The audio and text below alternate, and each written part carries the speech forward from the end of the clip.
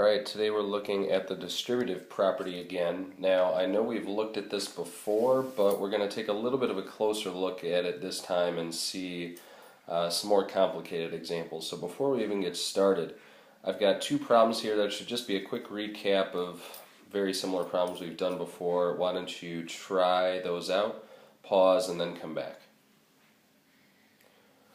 Alright, welcome back, and hopefully I'm going to show a little more work on the first one and not as much work on the second one. Both ways of doing this are really acceptable.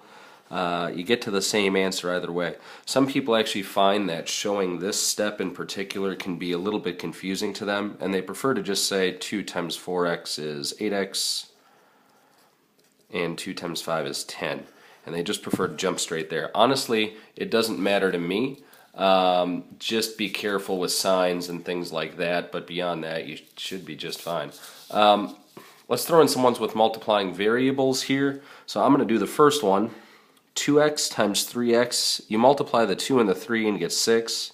Multiply x and x and you get x squared. And then the subtraction sign stays. 2 times 4 is 8. And we don't have anything to multiply the x by, but we got to put it on there anyway.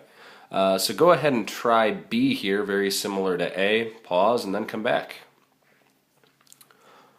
Welcome back. Hopefully you got 20x squared plus 8x. Okay, so now those were all kind of pretty similar to what we've done already. Here's the big one that we're going to look at that's just a little bit different.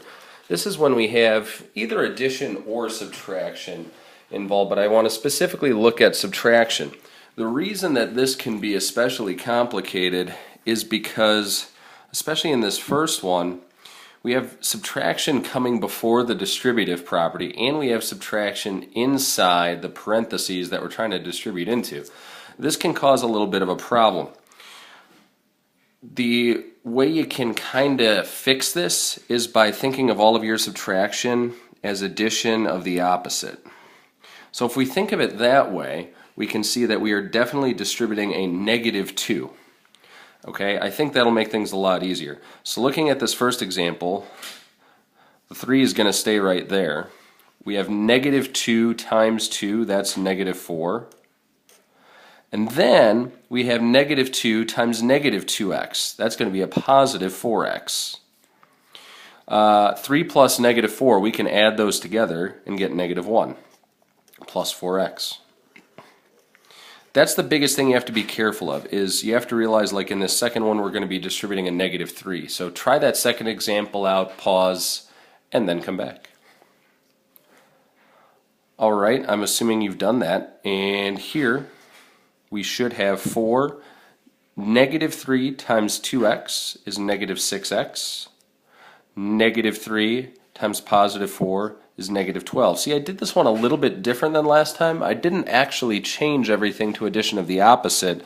I just made sure to keep my signs, and if a number was supposed to be negative, I wrote a subtraction sign before it. This way can work just as well.